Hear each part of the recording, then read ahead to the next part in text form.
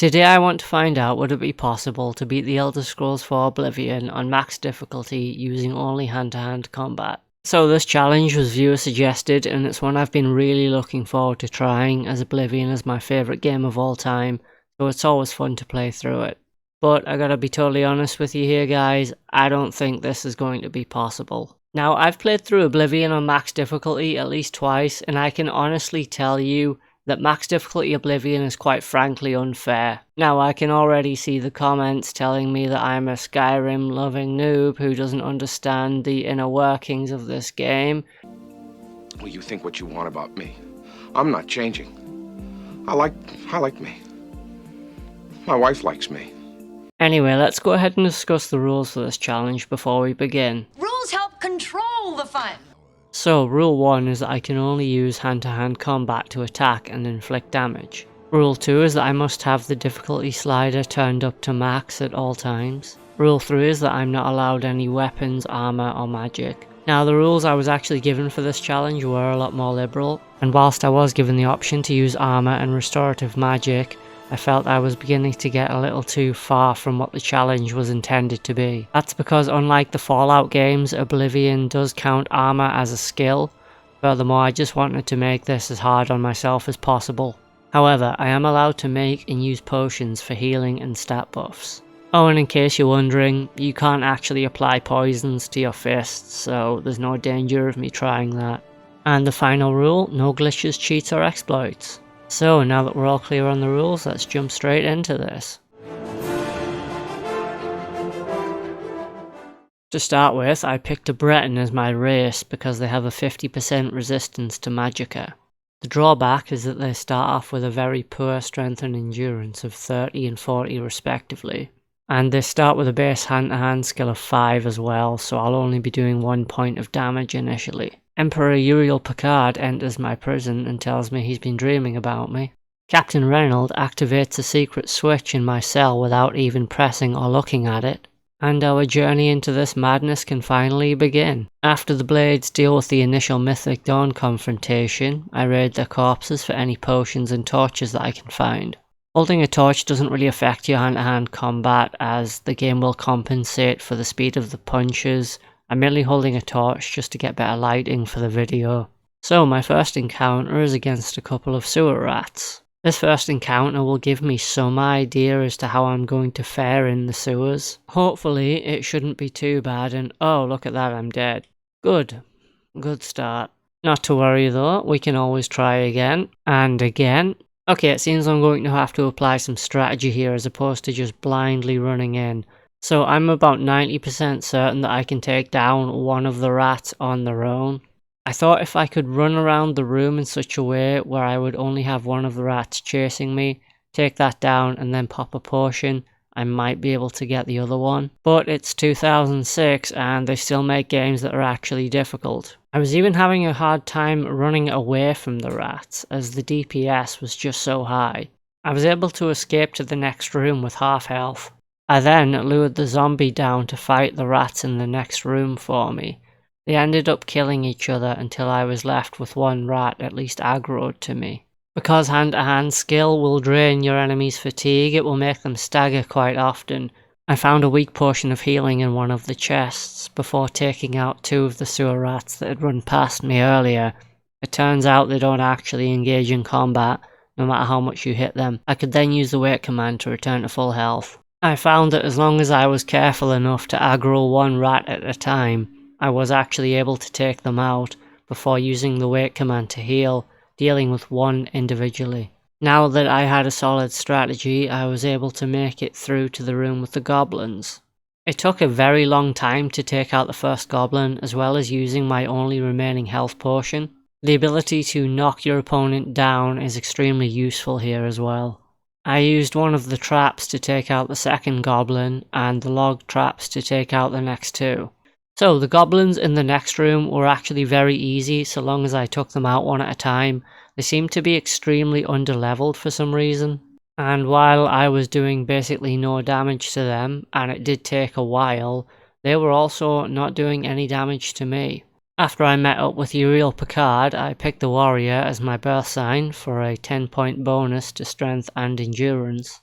Guys, you're going the wrong way. You're going the wrong way! He says we're going the wrong way! After the Emperor got killed, I was able to pick my class. I created a custom class where I picked magic as my specialization, as I wanted to increase my alchemy skill quickly in order to make some good potions. I picked strength and endurance as my favourite attributes for a 10-point bonus respectively. For my major skills I picked hand to hand and alchemy. I chose the rest of the magic skills as I knew I couldn't accidentally use them. I even went so far as to remap my cast key so there'd be no chance of me accidentally using magic. With the hand to hand skill now at 32, I was doing 2 points of damage. This gave me a much easier time of dealing with the rest of the goblins and rats in the sewers, before finally I was able to escape.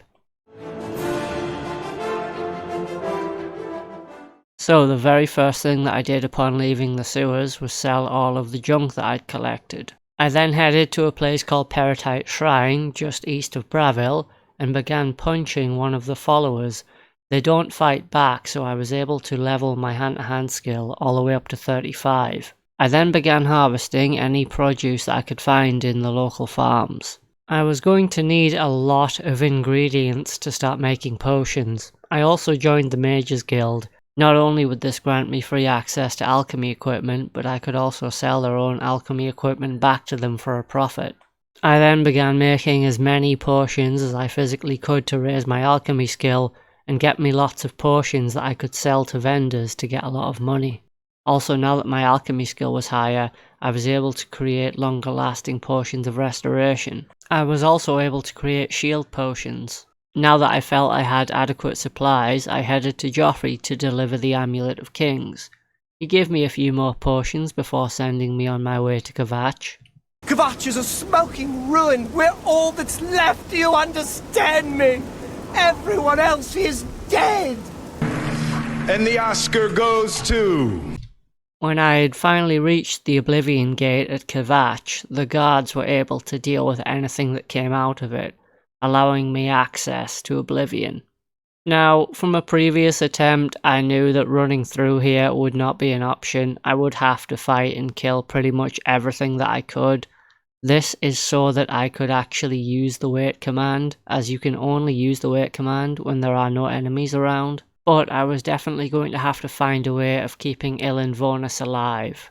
Because I had health potions that would restore my health over time, I was able to get involved and help with the combat.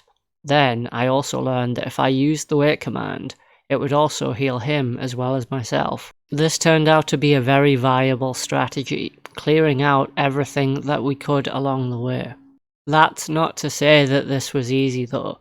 Once I made it inside the Sigil Tower, I found the island kept running away, leaving me to get killed over and over again. It became a case of simply reloading and hoping he doesn't run away down some corridor chasing a Dremora. He couldn't deal with all the enemies on his own, and neither could I. We would have to work together, especially as my attacks were having about as much effect as Will Smith's slap on Chris Rock. Oh, wow! Yeah, so you get the idea. I wasn't really doing a lot of damage.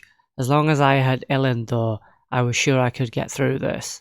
After I got the sigil key though, Ilan decided to run off again. Admittedly, he was chasing down Dremora, but at this point I had no other choice but to just run to the sigil stone. However, this actually took quite a few attempts as well.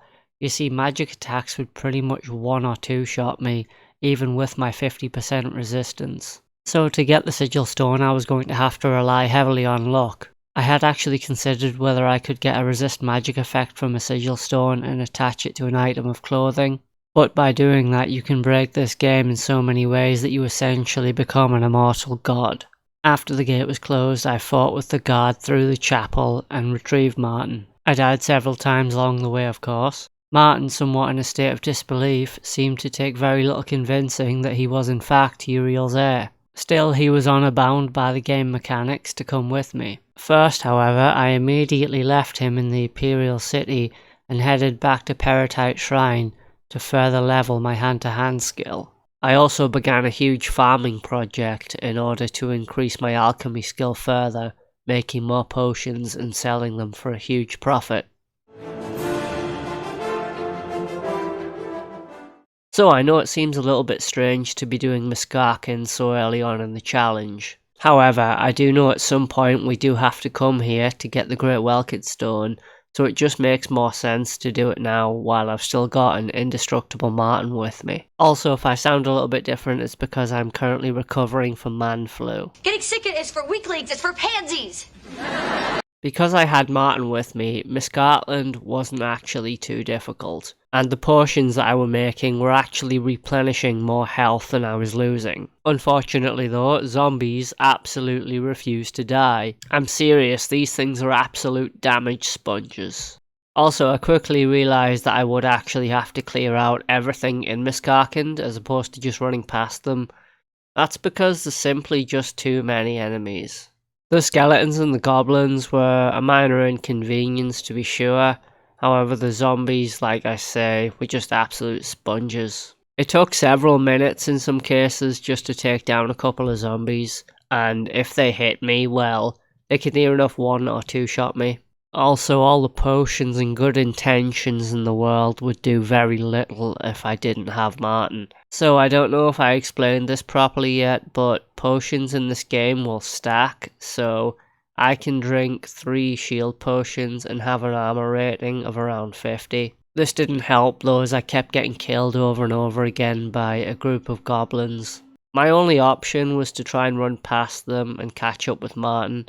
He would be a great distraction for the enemies as they would tend to focus on him, allowing me time to actually punch them. There's not really much else to say about MCaren until we reach the Great Welkid Stone. Now once you collect the Great Welkid Stone, the King of MCaren will appear along with some zombie guardians. So the King of MCaren is actually a lich, which I thought was a ghost, but for some reason I'm able to hit him. On my first attempt though, I did attempt to run past him, but yeah, he one-shotted me with magic. This 50% magicka resistance really isn't helping. I couldn't believe that I was actually going to have to fight the King of MCaren on max difficulty with hand-to-hand combat. I mean, yeah, I get that that's the challenge, but you obviously have to find your way around certain things. Hand-to-hand combat is quite frankly terrible. It really is a good thing that they got rid of it for Skyrim. Well, as we've just seen, the King of MCaren took out the zombie guardians, meaning it was just me and Martin against him.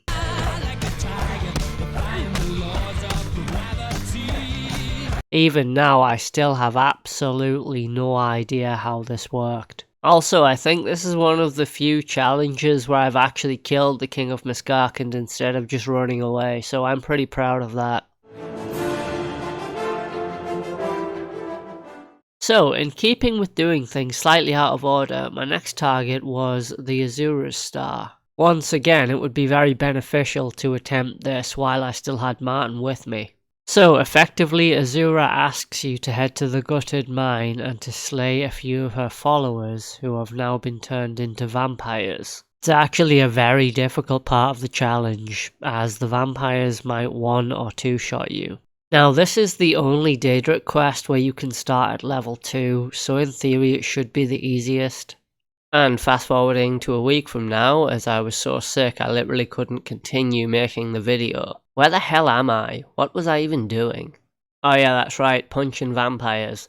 So these guys were extremely difficult, and without Martin there's not a chance I would have even been able to attempt this. If for no other reason than he provided a very useful distraction for me, as the vampires would often turn to attack him, giving me the opportunity to repeatedly punch them to death. I also found that the orcish vampires were a lot more difficult to deal with. I assume this is due to their heightened strength and endurance. Either way, I did end up getting killed a bunch more times. I was able to lure the last one outside. I assumed that they would take sun damage, and whilst their sprites do change, it does look like they're burning or something, but they don't actually seem to take any damage. I was able to lead the female vampire down to the Azura Shrine, where the rest of the worshippers murdered her. And the last one I lured outside, and me and Martin slowly took him out as well. And with the final vampire slain, I was finally granted my reward, the Azura Star. So So by this point I was pretty much finished with Martin. However, before I returned him and continued with the main story, I decided to do a little bit more farming, as I was going to need a lot of potions for the Deon Shrine. As it turns out, the head of the Secret Service of the Empire itself has lost the most important artifact in the Empire. So logically, the next thing to do was to take Martin to Cloud Ruler Temple, as it's always important to ensure that the upper management are safe first. Then Joffrey asked me to join the Blades. I refused, but I still decided to help him. I blackmailed a wood elf, met up with Boris again, and together we trudged through the sewers, taking out rats, mud crabs, and the occasional goblin. Not really too much to mention. Now, in my other challenges, Raven Cameron has been notoriously difficult, but this time I learned something I can probably do in the future, something I wish I'd known a long time ago. You can actually just pickpocket the Mythic Dawn book from him. Also, once you do this and leave the room, not only do they stop chasing you, but Boris gives up fighting as well, so if you want to keep him alive, this is a good way to do it. Once I reached the Deon Shrine, I had a few attempts at actually just punching my way in. When I realised I was going to be unsuccessful, I returned to Peritite Shrine to further level my hand-to-hand skill, before returning to try again. Unfortunately, I wasn't even able to deal with the first guard, so I would have to let Harrow escort me through the shrine.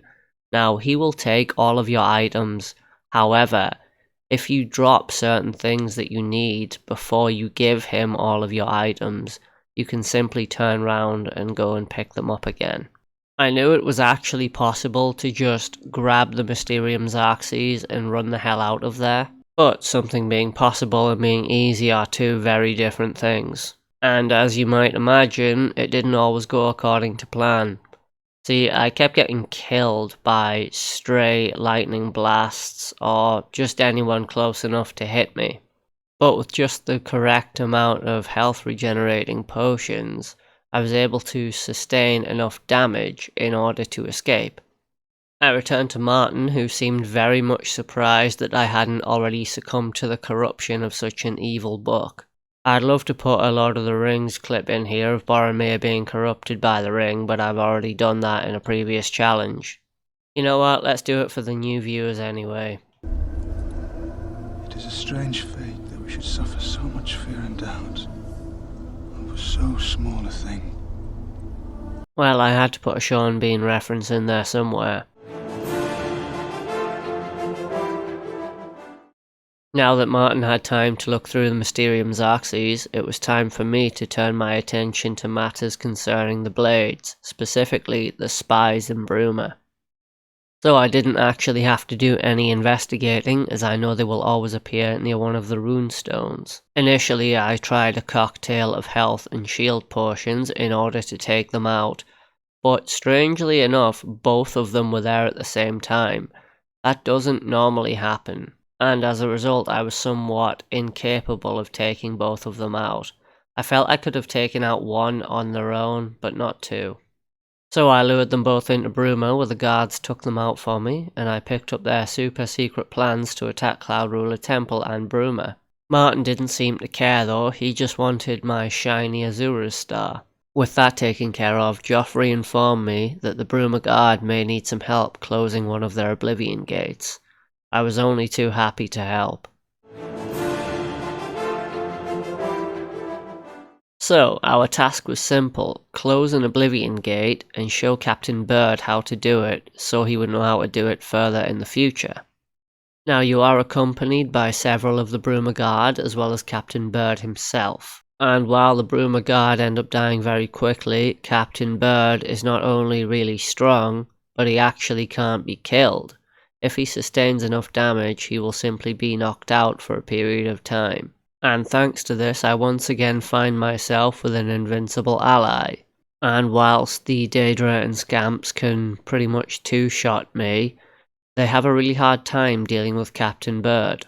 Oh, and another thing, Bird has to actually be in the sigil room to see you take the sigil stone, otherwise you can't actually close this gate.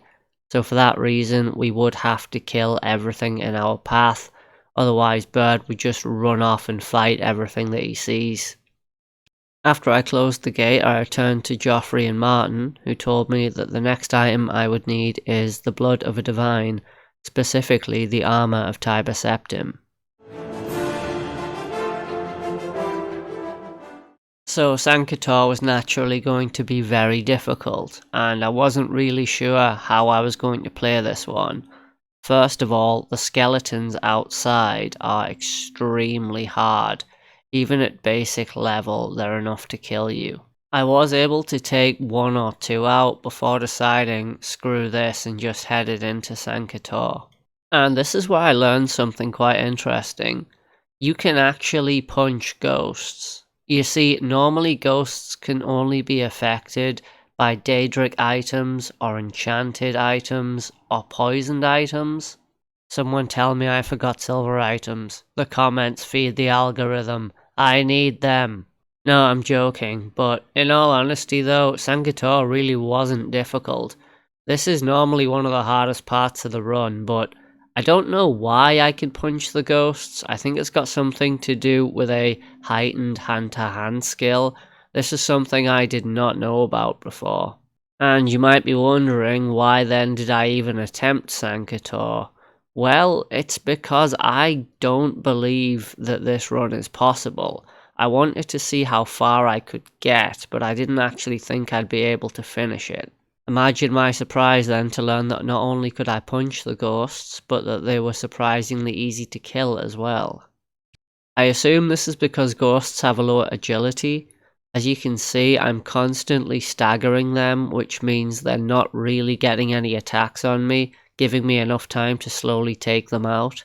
But now it was time to deal with the first blade. Now this is actually the easiest one, as you can simply just lure him to one of the arrow traps and try and keep him stood there until it takes him out. 2 seconds guys, the crackheads on my street are having a bit of a shouting match and I don't want it to disrupt the recording. For the second undead blade, I felt there wouldn't be any gimmicks. I just have to charge in full force, roided up on potions. And yes, of course, the fighting was long and difficult, and on my first attempt I actually got killed. It took an extremely long time to get through just one of these fights. But because I was constantly regaining health, I was actually able to recover a little bit more than I was taking. The third skeletal blade was an absolute nightmare. I think he had some kind of enchanted sword that was doing some serious frost damage. No matter what I did, there was no way I was going to be able to take this one out. But then I discovered that I could actually lure him back to the start of Sankator. Once I'd defeated all the blades, I was finally able to grab the armor of Tiber Septim. Returning to Martin, he also asked me for a great Welkid stone that can be found in Misgarkand. However, I already had that. Martin seemed somewhat surprised that I had the stone, even though he was actually with me when I got it. It was now time to claim the last object for the ritual, a great sigil stone. This could only be achieved by allowing the Daedra to open a great gate outside of Bruma. Now, I actually had 2 serious attempts at this. The first attempt I'm not going to bother showing because it lasted absolutely ages and culminated in my ultimate failure. Now, your objective here is not to fight your way through this Oblivion Gate. Your objective is to get through it as quickly as possible, as you have a 15-minute time window. And that's basically what I did. There isn't really much to say about the Great Gate, as that's all you have to do. Get to the end without dying and grab the sigil stone. Paradise, however, that's going to be difficult. So now that we had all of the items for the ritual to open the portal to MCaren's Paradise, that's just what we did. So MCaren's Paradise is filled with Clanfear, which are arguably the fastest of the Daedric creatures in the game. They're also one of the hardest hitting. And in case you're wondering, no, there's absolutely no way that I can take down a Clanfear. There's not really much I can do. My plan was to basically just avoid everything that I could. I'd need the Bands of the Chosen in order to progress through Paradise, so I'd have to speak to Cathatet. He gives you two options. You can kill him and take the Bands of the Chosen, or you can serve him and he will reward you with the Bands of the Chosen. Initially, I genuinely believed that I could take him out. He quickly proved me wrong.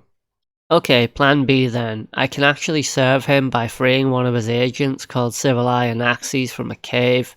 This doesn't actually require any fighting, and it's really close to where we are anyway, so it was like a 2-minute job. Returning to Cathatet, he gave me the Bands of the Chosen, and I was able to pass through to the next area.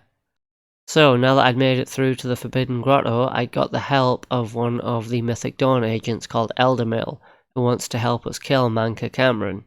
Simply by acting like one of his prisoners, I was able to avoid detection from the Daedra, at which point I could just use Eldermill as a convenient distraction to help me get through Paradise. He would lure any enemies to him, which would allow me free rein to run through Paradise. Now, it's worth mentioning that Paradise has things called mana blooms, and essentially they have a restore health property. I collected a lot of these, and I created potions that had multiple effects, such as resisting shock as well as shield, resist shock and healing, shield and healing, and with nothing left to do, it was time to take on MCaren. So I had my first attempt just to gauge his power level. I charged straight in to see what I could do. Well, that went about as well as expected. So I tried and failed another 2 times before having the idea that I could get his daughter to attack him by aiming at me. And while I was able to pull this off, it turns out that MCaren has some kind of reflect spell effect on him, so it would just end up killing her instead. And that was the few times I could actually make this work.